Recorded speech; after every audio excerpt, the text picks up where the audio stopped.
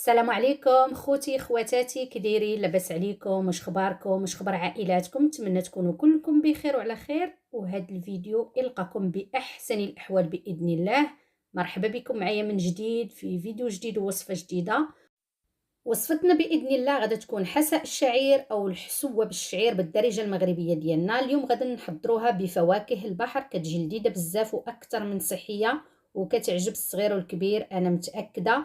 بالخصوص الا جربتوها غادا تولي معتمده عندكم. ويلا على بركه الله ندخلوا في التفاصيل ديال الفيديو. نخليكم مع الفيديو، فرشتكم ممتعه. بسم الله. هنا من بعد ما نقيت الجامبري او الكروفيت احتفظت بالقشره ديالو حتى الريوس اكيد كيف غتشاهدوا في الفيديو. المهم هاد العمليه خصني نديرها في الاول باش هكا نكون مسرعه عمليه التحضير. كنديرها في واحد الطنجره، كناخذ واحد الحبه ديال الخيزو او الجزر، كنقشرها وكنقطعها هكا عاديه، غير هما طريفات صغار عشوائيه، ماشي ضروري تحيدوا ليه القلب. واحد نص بصله شويه كبيره، نص غادا نقطعوه هكا حتى هو بحال الشكل ديال الجزر، عشوائي يعني ماشي طريفات صغار ولا كبار، المهم يكونوا شويه هكا. والنص الاخر غنحتفظ به. كذلك الكرافس يلا قطعتهم، غير البارح درتهم في المجمد. كرافس البنات ماشي القزبر وماشي المعدنوس. وغادا ندير واحد تقريبا واحد 2 لتر ديال الماء، ماشي مشكل داكشي باش غنطيب الحسوه. المهم كيف غتشاهدوا في الفيديو كنضيف واحد شويه ديال الملح وشويه البزار باش نلذذ المرق باش غنطيب الحساء. ممكن كذلك البنات ديروا فقط هذا المرق وطيبوا به الحسوه، انا متاكده. كذلك راني ضفت زيت الزيتون غير شويه ودرتها الطيب، ما كاين لا حرك لا قليله والو، ديرها فوق العافيه وخليها طيب لكم شويه باش الحساء ديال الشعير تكون لينا بالمذاق ديال الحوت او فواكه البحر. هنا عندي واحد الحبه ديال السيبيا، ما لقيتش الكالامار في البلاصه اللي مشيت خديت فيها هاد الحوت هذا. والكروفيت داك الكبير اللي القشره ديالو درتها كطيب. المهم كنقطعو هكا من بعد ما غسلناه مزيان، كنقطعو طريفات هكا او مربعات زعما صغيوره نقولوا حنايا. المهم كنقطعو بحال هذا الشكل من بعد ما غسلته. كذلك الكروفيت هذا الشكل راه داك اللي كيكون كبير البنات، راه شفتوني في الفيديو، راه حتى الراس ديالو حتى هو كنطيبو. ناخذ المرق ديالو. المهم خليت واحد الحبات للتزيين، درت شويه ديال الكروفيت وشويه ديال السيبيا بحال هذا الشكل. المهم الكميه تكون لا باس بها كيف بغينا، وكتبقى على حسب الحساء اللي غديروا.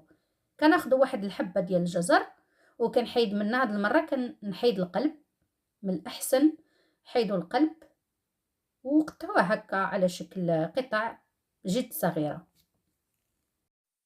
ممكن ديروا حتى 2 الحبات ماشي مشكل، غير انا ما بغيتش نكتر الخضره بزاف على الحوت او السمك او فواكه البحر.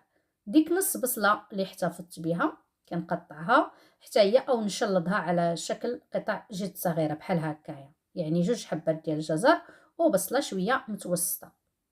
المهم بحال هذا الشكل كنكون سرعت العمليه هكا، زدت شويه لقدام في الخدمه. كناخذ واحد الطنيجره تكون شويه كبيره فاش غنطيبوا الحساء الشعير. كتعرفوا الحساء الشعير خصو البلبوله ديال الشعير طيب لينا مزيان. كندير فيها واحد الكميه ديال الزيت وكنضيف الحوت او فواكه البحر اللي قطعت، حتى دوك الطريفات اللي ما قطعتهمش كلشي غنشحروا بشويه الزيت عفوا والفلفل الاسود ولا البزار وشويه الملحه كتبقى على حسب الذوق اكيد.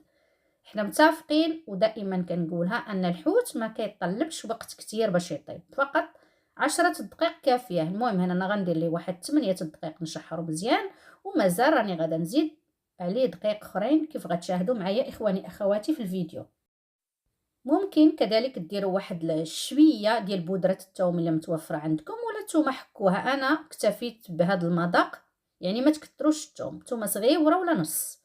المهم هنا من بعد ما شحرت واحد 8 دقائق هاد فواكه البحر كنزولها هكا كنصفيها، وديك الزويته كنحتفظ بها.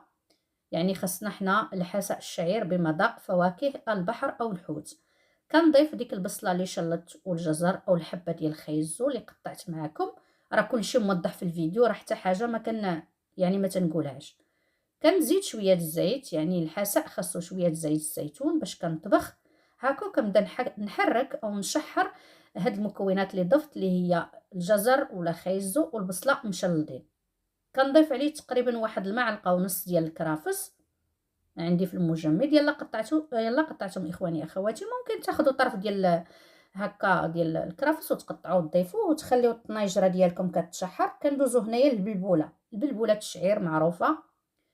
هكا انا غنستعمل هذه اللي شويه متوسطه، يعني الغليظه ما عنديش. ممكن كذلك الغليظه حتى هي كتكون مزيانه. راه كلشي كتعرفوا الحسوه ديال الشعير، راه كلشي كيجي معاه هو داك، اما متوسطه ولا كتكون غليظه. هي ما كاينش شي فرق كتير، ولكن اللي متوفر عندكم. شديتها نقيتها وغسلتها مزيان واحد 3 ولا 4 الخطرات حتى اللون ديال الماء يولي صافي. كنزيدها على ديك الطنيجره باش نشحرها مع هاد المكونات اللي ضفت في الاول. صدقوني اخواني اخواتي راه كتجي لذيذه بزاف هاد الحساء. كيف قلت لكم في الاول داك المرق كنوجدو في الاول.